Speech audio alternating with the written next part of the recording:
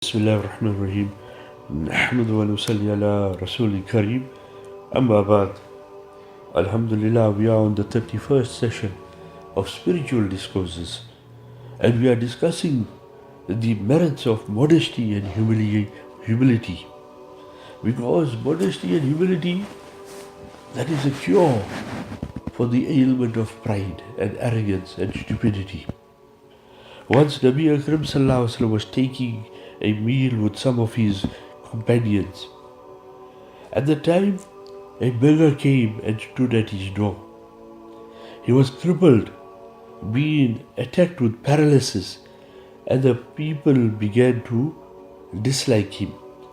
Nabi Akram Sallallahu Alaihi Wasallam gave him permission to come in and kept him seated on his thigh and said, "Take food."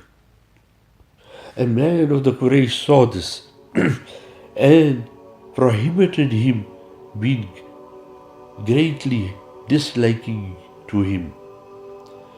It was seen that he died afterwards of this disease. Nabi Akram Sallallahu Alaihi Wasallam said, "My Rabb, they gave me option of either of two things: slavery with the office of Nabuwat, or reign with the office of Nabuwat. I would not determine as to which of these two I should choose. I therefore raised my hand towards my friend Jibreel, who said, 'Be humble to your Rabb.' I said, 'I choose slavery,' that means servanthood, with Nabuwat. Allah revealed to Musa alayhi salam, 'I accept the prayer of one who humbles himself before my glory, who does not boast over my servants, keeps my fear attached to his heart, spends the day in my remembrance, and deprives himself from passions and desires for my sake.'" Nabi Akram Sallallahu Alaihi Wasallam said, "There is honor in fearing Allah, pedigree in humility, and real wealth is faith." Isa alayhi salam said that those who are humble in this world are blessed. So from all this what we learn, that we have to be humble and we should cast aside pride. Here in the first story, Nabi Akram Sallallahu Alaihi Wasallam was once eating with his companions. At that time, a beggar came, and this beggar was crippled, suffering from paralysis. And Nabi Akram Sallallahu Alaihi Wasallam gave him permission to enter and seated him on his thigh. And then he told that beggar, "Take food." A man of the Quraysh, he saw this and he was not happy with this. I despised this action. It is stated that this man of Quraysh, when he died upon that disease. So we should not look down upon anybody. And at the same time, remember something which has become prevalent these days: professional begging. Professional begging has become far-reaching now. In the areas where we stay in Durban, that you will find at every other robot that there are people there who are begging, and they actually have taken those areas as business spots of begging, and they now becoming violent to such an extent that so many reports reach us that now they are touching the cars, they are banging on the windows, and they are cursing and swearing those who do not give them. And day in and day out, they are the same spot. Father in one area, son in another area, the wife in another area. So they come out from their houses in the morning to become professional beggars.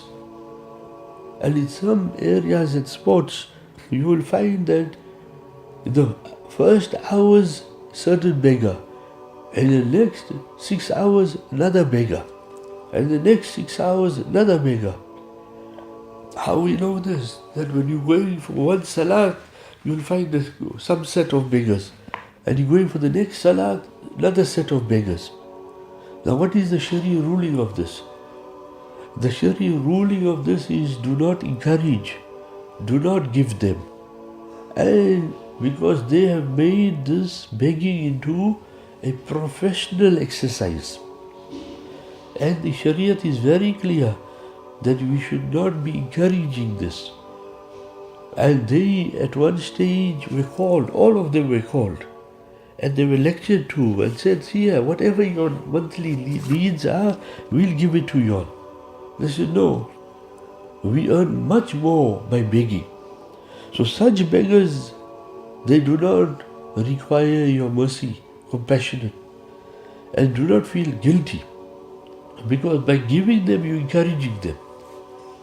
And unfortunately, that you should not encourage them. Because if you do it, you will be advancing their illegal cause. Nabi Akram sallallahu alayhi wa sallam said, my Rabb gave me the option of either two things. Slavery with the office of Nabuwat or power with the office of Nabuwat. That means these two things were presented.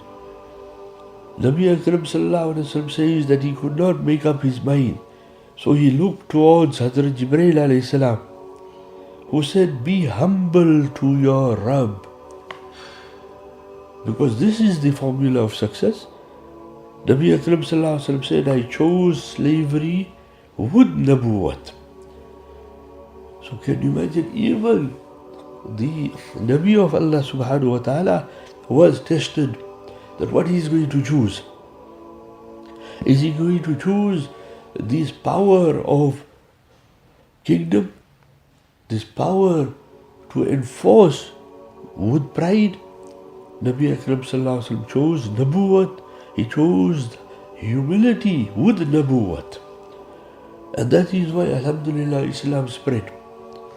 Because if Nabi Akram sallallahu alaihi wasallam was not humble and compassionate and soft towards his companions, then how could they have come into Islam in such droves?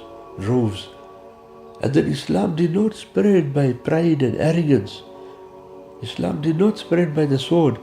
Islam spread by good character, excellent personality, beautiful interaction, honesty in dealing and transaction. And all this comes when you do not have pride. And Sahaba Ikram, they did not have any pride. And that's why they were able to intermingle. That's why they never spread Islam by the sword. That's why they spread Islam with their character. That's why when they went into areas, then they spread Islam with their good personality, with their excellent transaction methodology, with their honesty and in a dignified manner how they bought and sold, and how they moved with the people, mixed with the people, behaved with the people, and everything without pride. In dealing, without pride. In transaction, without pride. That's why Allah Ta'ala elevated Islam. Allah Ta'ala sent revelation to Musa alayhi salam. I accept the prayer of one who humbles himself before my glory. When a person is humble, then he is given the pleasure of his du'as being accepted. Arrogant person, he goes nowhere. His du'as are even not accepted. So one of the reasons, one of the merits of humility and modesty is our du'as will get accepted. And then, who does not boast over my servants. And this is the definition of pride. To boast over servants. And who are these servants? They are Allah's. How can a person be so arrogant that he boasts over Allah's servants? He's less talented, less wealthy. How can we, what authority have we got to boast over people? It is not becoming of a person to boast over another. Then he spends the day in my remembrance. Remember? The day in my remembrance. So this remembrance is what? Interaction. Talking, walking, phoning, SMS, WhatsApp, email. Everything that we do, no, it has to be done in the limits and boundaries and confines of the Shariat, which means without pride.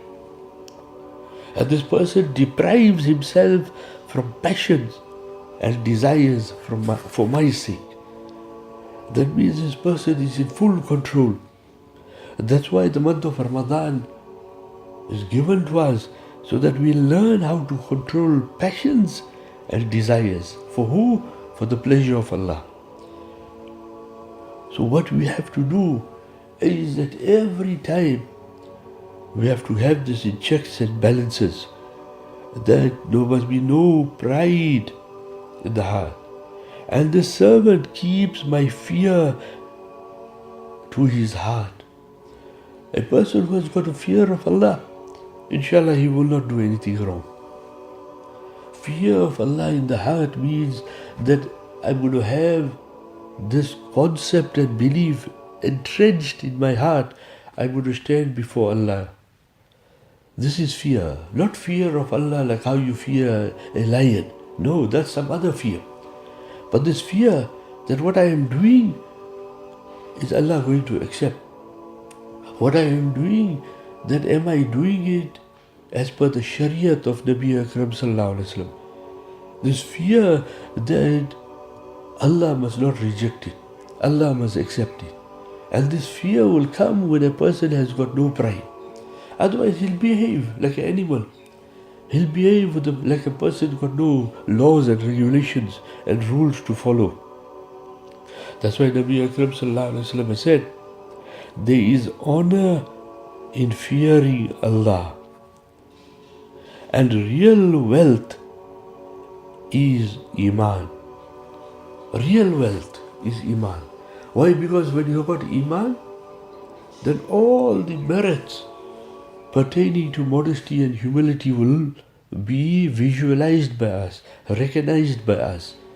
A person with Iman is able to determine what is good and bad. A person with Iman is a person with celestial light in his heart. He is able to discern quickly what is beneficial and what is detrimental. A person with Iman, he is able to see in the dark. He is able to see which is the snake and which is the staff. He is able to take the staff and kill the snake. A person with Iman is able to recognize Allah, and by recognizing Allah, all bad character traits come out of his heart, especially pride. Then humility comes. And a person with Iman is successful. That is why the call for Iman was given first. And the emphasis on Iman is so great by those organizations who have understood the importance of Iman. Hazrat Isa alayhi salam said, those who are humble in this world are blessed. Why again? When you are humble, then you will draw the mercy of Allah. When you are humble, then you do not want to have power, glory, position, pomp. When you do not want power, glory, position, then Allah will elevate you. Then you will not follow your whims and fancies and passion. You find people, unfortunately, because they got pride in their heart, they want to be seated on top. They want to be noticed. They want to be heard. Even if they are talking utter nonsense, they want to be the forerunners. And because of pride, a person does not want to accept the true concept of Islam. Especially those who are in power. If you have the power, you are in control of an Islamic organization, and you don't want guidance from the ulama, that's pride. that is destruction. May Allah Ta'ala save us. Wa akhiru da'wana alhamdulillahi rabbil alameen.